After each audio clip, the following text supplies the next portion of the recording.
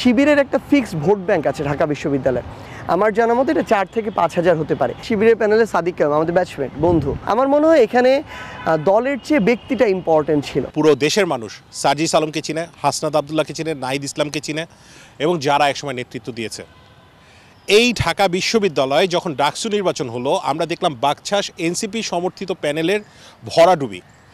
Even VP যিনি ছিলেন আব্দুল কাদের, তিনি আসলে পঞ্চম আসলেন, একটা পদও কিন্তু আসলে পাওয়া হয়নি।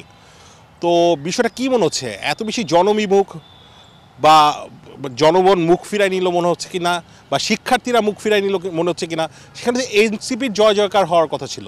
এখানে ঢাকা বিশ্ববিদ্যালয়ের এই যে ডাকসু ইলেকশন, ঢাকা বিশ্ববিদ্যালয় আমাদের শেকড় আসলে, এবং এই যে ডাকসু ইলেকশন এখানে প্রত্যাশিত ফলাফল না পাওয়ার কারণ যদি আমি বলি যে অন্য যে প্যানেল জিতেছে তাদের যেমন এখানে সাংগঠনিক দক্ষতার জায়গা আছে, কিংবা তাদের ঐক্যবদ্ধভাবে কাজ করার যে প্রয়াসটা আছে, এখানে তাদের যেমন ক্রেডিট আছে, আবার আমাদের জায়গা থেকে আমাদের কিছু সীমাবদ্ধতা তাদের ক্রেডিট হিসেবে যোগ হয়েছে।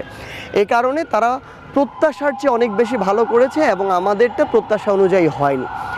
আপনি যদি দেখেন ছেলে এবং মেয়েদের হলগুলোতে স্পেশালি আমাদের যে প্যানেল ছিল সেখানে কিন্তু অনেকেই ভিপিজিএস নির্বাচিত হয়েছে, কিন্তু সেন্ট্রালের এই জায়গাটাতে হয়নি। কারণ একটা হলের একজন ব্যক্তি তার ব্যক্তি পরিচয় দিয়ে তিনি ওই হলটা কভার করে ফেলতে পারেন, কিন্তু ঢাকা বিশ্ববিদ্যালয়ে যে কোনো একজনকে সেন্ট্রালি প্রত্যেকটা হলে প্রত্যেকটা ডিপার্টমেন্টে সমানভাবে চিনবে, এটা কিন্তু হয় না।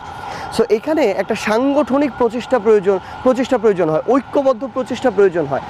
তো ওই জায়গায় আমার জায়গা থেকে আমার মনে হয়েছে যে এই যে প্যানেল ছিল বাকশাসের যে প্যানেল, এখানে তাদের এই একটা ইউনাইটেড জায়গা আসা, একসাথে অ্যাজ এ প্যানেল মুভ দেয়া, ওই জায়গাটার আমার মনে হয় যে সীমাবদ্ধতা ছিল।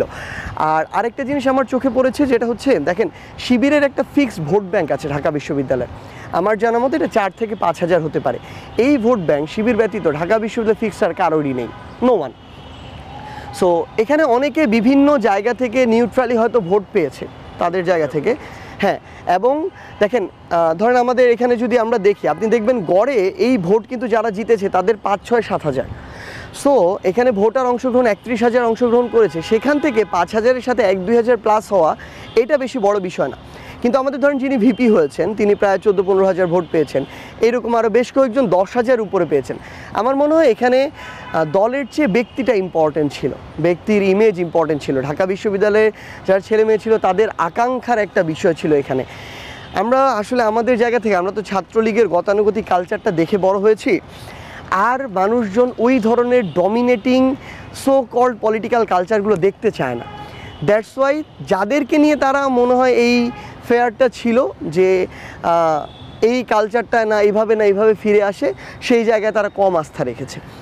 এবং আমার কাছে এটা, আমি আমার জায়গা থেকে মনে করি যে এখানে যেমন আমাদের অবশ্যই সীমাবদ্ধতা আছে সাংগঠনিক জায়গা থেকে, কিংবা আমি যদি বলি একসাথে প্যানেল ওয়াইজ কাজ করার ক্ষেত্রে। আবার আরেকটা বিষয় আমার কাছে মনে হয়েছে অন্তত এই ইলেকশনের ক্ষেত্রে, সেটা হচ্ছে যে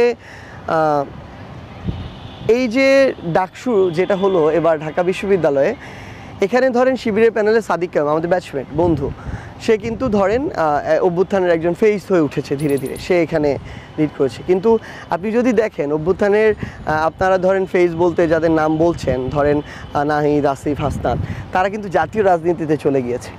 তাদের একজন মানে সাপোজ যদি এখানে ধরেন এই ফাইটটা হতো কোনো কারণে জাতীয় রাজনীতি না গিয়ে, তখন কিন্তু ফাইটটা এরকম নাও হতে পারতো।